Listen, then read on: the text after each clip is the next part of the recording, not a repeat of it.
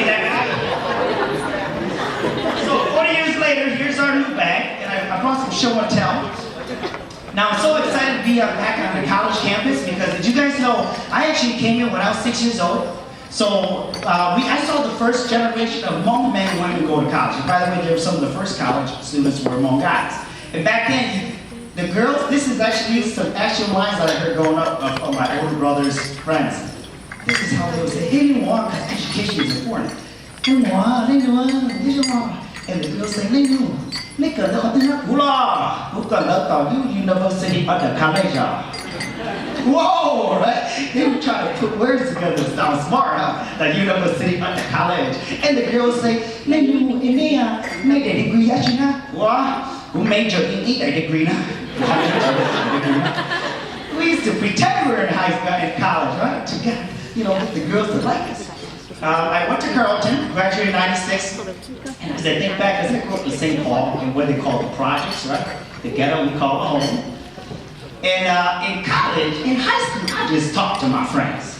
But one thing I learned from college, after paying $27,000 a year for 4 years, I don't just talk anymore. College, we engage in vigorous dialogue. Right? We learn the same things more complicated now. See, in high school, we just learn stuff. Hey, I got you. In college, we don't just learn stuff. We raise ourselves to a higher level of consciousness, right? Yeah. So, we are learning. I want to show and tell. Now, just by show of hands, how many of you in the audience are college students? Okay. How many of you guys have declared your major yet? Okay, how many of you guys are undeclared? And that's okay, because I was an undeclared too. My dad said, you came here and started kindergarten, you're going to be a doctor. I said, Dad, I don't like doctors. I don't like the smell of hospitals. I don't like to be around sick people, right? But that's a good doctor. No, Dad, can I be a funny doctor? Because I want to be a comedian, right? I wanted to tell jokes. Because I used to watch sitcoms, and I would laugh like any little funny kid, like, ah! I would laugh. You ever laugh so hard your belly hurts? I love to laugh. But in our culture, parents don't teach kids to laugh.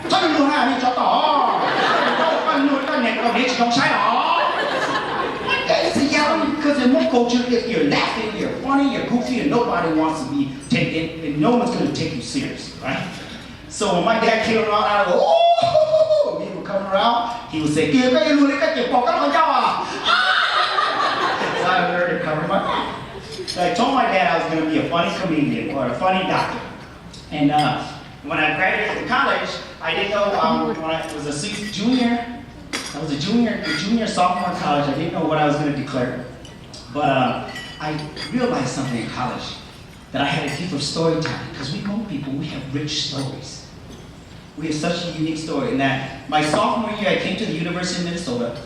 I was attending a cultural, kind of like a cultural night celebration. And on the program, they had Hmong storytelling. I said, cool! First time I saw Hmong storytelling on a program with the U of M, I sat in the audience of about 500 people, and this guy comes on stage. He was a Nika. We say Nika for our version of, white person, blonde hair, blue eyes, right?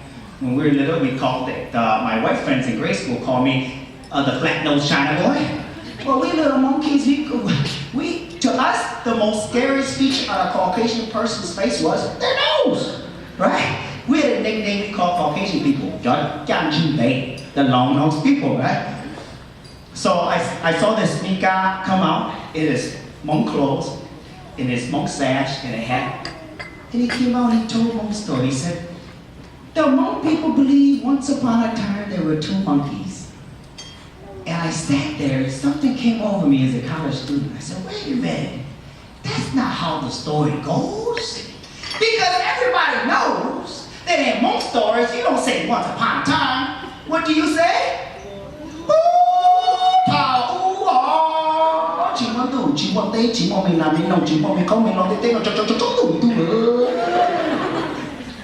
Because that's how all Hmong stories start out. And a part of me was kind of jealous that he wasn't really a true Hmong storyteller. I said, the next Hmong storyteller I know is going to be me. It's going to be me. So in my college declaration, I said, I'm going to major in storytelling, but they didn't have that, right? So I just went, all right, since politicians tell a lot of stories, so I'll just put political science, right? Same, right? I also, 40 years have changed, a lot of cool things have changed, a lot of beautiful things have stayed the same. And I noticed some grandmas in the audience, so I'm going to have some grandmother come up here and show you guys how we used to do things 40 years ago. Okay, tiếp tục diễn ra. Người ta có một cái nói thế câu chưa? Không có to đó, ok, chú ơi, chú ơi.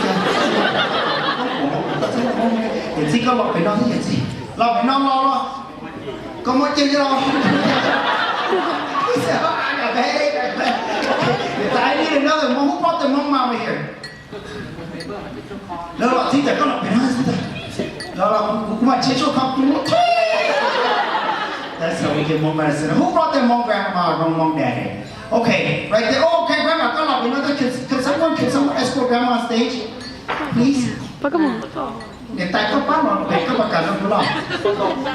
Chị cả đó. Ô, to. Thọ có là phòng có phòng mổ thế thế có là cũng mà tôi có tiền. Chị cả. Cũng mà cái con. Chị cả. Everyone give her a round of applause.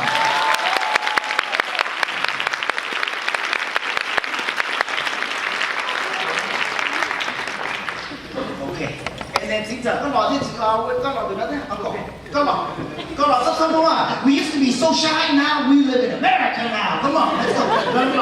Okay, we're going to show you how we have 40 years of different, 40 years of going by, but we still haven't changed. Love enough. Chị ơi, they were insurance this year. Come on, hey, I have. Okay.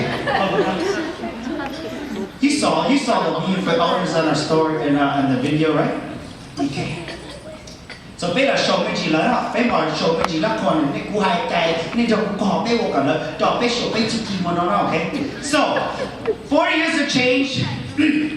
So traditionally we used to take pictures like this. Thay đổi. We used to just thay đổi. Now tùy mà là bây giờ thay đổi lo tế mà thay đổi thế này. Actually, no, we say take pictures. The girls today, selfie. We're not.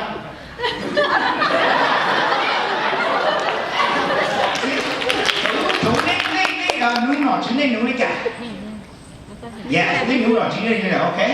So this is how they would greet the dignitaries that come to the village, right? Somebody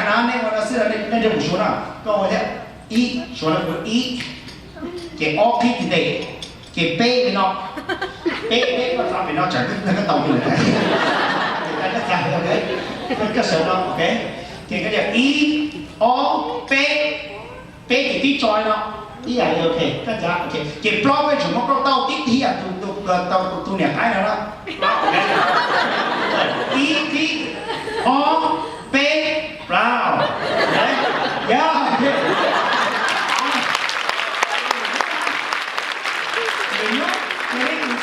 Mình tôi nhớ như tay quá nhớ cuối thì là chừng lâu là khi đi đây là chừng gió tay như gió té là chừng lâu thế kì này chừng nhà này để chừng muốn nhìn thế này thế e còn là của e o p blouse mà cái ok học có cái nhá xong rồi đó vậy nên cái lâu đấy chính này sớm bài cả so this is how elders among elderly men would greet each other. Rồi, nhớ chồng nha. These days, 40 years have changed, they don't do that anymore. Cho nên là sao mà nó là các tàu cũng sẽ tệ. What don't you know? Người tàu E, O, P, kiến sĩ trong P nó cái tàu là chủ flower nó. Wow, this is how they bring down, the times have changed. E, O, P, flower. Alright.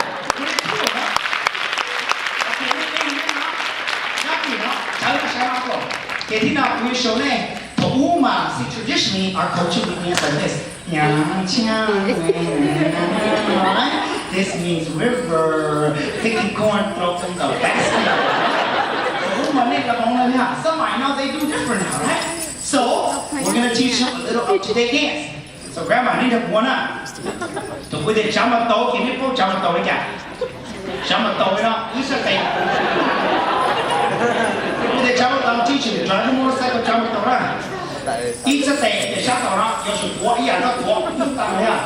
Cái y o cái chỗ đấy có chạm vào tôi ý là tích rồi à.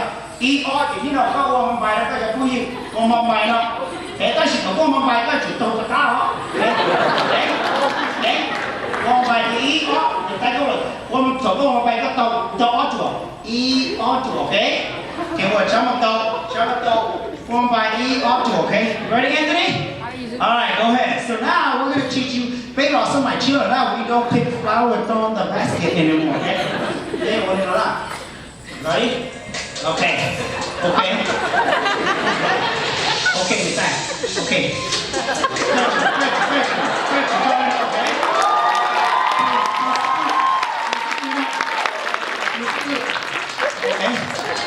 cháu một tô cô không bài ok cháu một tô cô không bài nào ok cháu một tô cô không bài nào ok khi nào bé mà nó không có món cà tây cửa dọc cái gì đó cà tây cửa dọc nó sẽ tìm một cái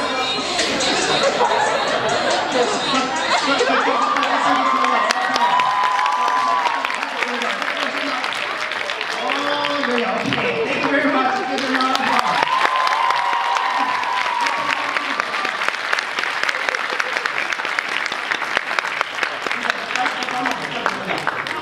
I just want to share with you that way before the Nene, way before the Dougie, our grandmas know how to get down, all right? But I also brought a few things to share, that our stories are so powerful. Like, you guys are storybooks. Hmong people have New Year's a way for us to keep our cultures and our stories alive. So I want to congratulate the students here for keeping that tradition. You guys are storybooks, and we have Fan Dao. Can I have you come up here, young lady, right there with the beautiful necklace, to help me out? You guys have storybooks. Hmong people have Fan Dao. And this is a story again. If you've seen the video of the Hmong villagers who had to leave our homes, hide in the jungle and eat what we can find off the leaves of trees to stay alive. This is the river that thousands of our families, including mine, had to escape to get to freedom. Along the way, many died. So as you reflect about 40 years, think about how far we've come. And again, 40 years in the county. We had an aunt who said, "Be lucky you're alive. Be lucky, son, you have 2 arms and 2 feet." I said, "Why, Mom?" She said, "Your uncle wasn't very lucky. He tripped over a landmine. He heard an explosion. His right leg disappeared, and now has a metal leg. But he's lucky he escaped and he lived."